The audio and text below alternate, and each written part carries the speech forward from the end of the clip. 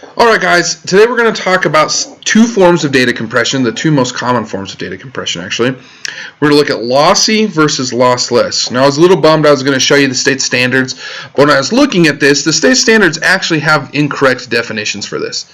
And so I'm just going to do my best to explain it to you. It's really not rocket science, you should be able to figure it out. And I'm sure you will be able to think of times in your life where you have seen this kind of thing. Or have you seen this kind of compression, okay? So first, let's take a look at lossless compression, all right? So lossless compression is we are going to compress down the amount of data that we have, but we're not going to get rid of any of it. So think of it as kind of like taking like a sandwich, right? You make your sandwich, you've got bread and peanut butter and jelly and whatever else you want to put on it. If you're my grandpa, he would eat cheese on his peanut butter and jam sandwiches. Whatever it is, you've got that, right? It's a sandwich. You can take that and you can smash it down, right? It will still be a sandwich, okay? And it will still be a sandwich and everything is actually intact, right? You could do that and it's all there and still eat the sandwich. That's kind of like lossless compression. We smash something down, we smash a file type down, but we don't get rid of any of it, okay? The nice thing about this is we can recreate it perfectly after we reopen it and or unzip the file or whatever we're looking at there, or put the file back together. So this is important for things like a text document, right? We don't want to lose. What if we were trying to compress a file and we just thought, you know what, if we take out every other word, then we'll be able to make the file much smaller. Well, that's true, but we wouldn't be able to understand what was going on. I mean, just think of your favorite book. What if they took out every third word or every other word?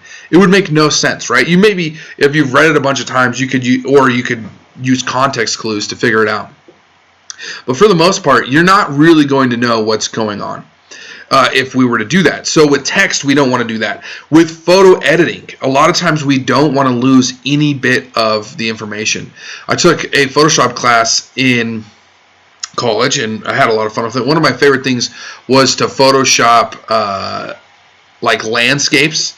So like one time I took a picture of some red rocks down in Moab, and it was like a really nice sunny day. But like the sky was just blue, and so I took the blue sky out and I put like a thunderstorm in there, right? And they were both, I'd taken both pictures, they're both like crystal clear pictures, and I didn't want to lose any of the value. So I used lossless compression so that I could keep that picture perfect, right? I could put it anywhere I want. Now, the nice thing is we can perfectly recreate whatever file we're compressing with lossless compression. The problem is we can only smash it so much, right? We can only compress that data down so far before it just becomes, before we can't squish it anymore. And so we're stuck at, we're using a certain amount of data no matter what. That's your lossless compression. So we're not getting rid of any of the data, and we can perfectly reconstruct it. They also do this with some audio and sound, especially nowadays. They'll have like high-def music.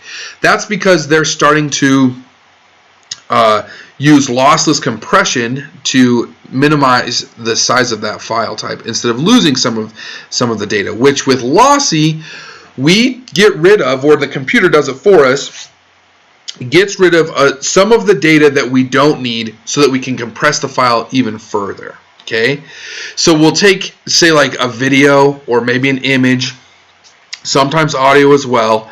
We'll take that and we'll lose some of the data so that we can make the file smaller. When we first started recording music digitally, this is why people said, oh my gosh, like I know analog or the record sounds so much better than those CDs. I don't agree with that. I don't think the human ear can hear well enough unless it's a really bad recording. But literally speaking, a record will have better sound quality than your old CDs, and this is why. So right here, I've just kind of drawn a sound wave. I don't know, for some band, let's say there's a band recording the music and their wave was read through a computer, okay? Now the computer, if it wanted a perfect recreation of this, if it wanted a lossless recreation, it would have to store a different data point every single time this line changed. Okay, so every tiny little point. And on on a circle, there's an infinite number of points, right? So just tiny little, like millions and billions, maybe even trillions of different data points that it has to store. Okay, well, especially early on, computers just could not handle that. And so what they would do is they would pick a data point and they'd say, okay, I'm going to remember that for just like 1 millisecond. And then I'll find the next data point and I'll remember that for another millisecond. And I'll remember the next data point and remember that for a millisecond, and so on. So you get these stairs, kind of look at things. And so what you're doing is, these are pretty close. This note and this note are pretty close in the musical spectrum. But realistically speaking, you are missing all of these little blended notes here in the middle. And so but this allows us to store, so instead of having like an infinite number of data points from here to there, you get 1, 2, 3, 4, 5, 6, 7, 8, 9, 10. Much more manageable to manage 10 compared to 100 or 1,000 or 10,000 or something like that. And so this is our lossy compression, where we say we're going to get rid of some of the data, but that will let us compress the sound down even more, or the image down, or the video down. For example, let me look. I've been listening to these chill vibes here, just because I'm trying to get some work done, and I do kind of find that these help me work. But I can come in here and I can look at settings, and let's see if we can. So right now we're at 720p. Let's look at what happens when we bring this down to a lower quality. So we can see immediately that this girl who's sitting here gets quite a bit blurrier. And if I bring her up to 1080p, this is the high def version. Now this is like probably what the artist wanted it to look like if they could have chosen, what it was going to look like. Super crystal clear. So again, I'll jump down here. So we're allowing with this 144p, we're saying we don't need all of those pixels. We just need most of them. We can still tell that this is a girl and the sun's coming from the top left and, whatever, she's looking off into the distance. But then also we go to 1080p and you've got like the reflections in her eyes, and you've got the shadows here on her arm and in her hair and here on her side and things like that. Those, can you even see the teeth? Maybe you can't even see the teeth. You can barely see, there's like 3 pixels there for the teeth, right? Those are some drastic examples of this compression where we're saying, you know what, especially with this picture doesn't change the whole video. Do I really care about the compression on this or how many pixels I'm seeing? No, I don't care. So go ahead and get rid of some of it. Make the file type as small as possible. And the reason that's beneficial is this video at 144p will start almost immediately, because your internet doesn't have to transfer nearly the amount of data that it would have to transfer if I always wanted it running at 1080p. Okay, you'll notice Amazon is coming out with, on their Amazon Music, if you have that, it might be on Spotify or Apple Music, they'll talk about high def music.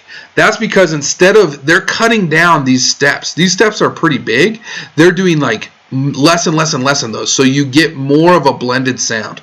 Now, like I said, I don't know how well you can hear it. I don't know how much it matters, but in terms of quality, but in terms of the data that you're getting, it is actually a clearer sound. Your picture is actually clear. If you want a really good example of this, pull a photo into Photoshop, and then when you go to export it, it will ask you what quality you want it at, and you will be able to see the differences in quality and the amount of space that that's going to take. Okay? So there's some trade-offs here. Lossless compression is going to take up a lot more space, but you're going to be able to perfectly recreate that. Lossy compression is going to be able to be compressed quite a bit smaller, but you're going to lose a lot of the quality. Okay, so again, with lossless compression, we're looking at things like some photo editing, some sound and audio editing, and then text. We don't want to lose any of the information. Like, when you're thinking lossless, think like a book and say, well, I wouldn't want to miss every other word, right?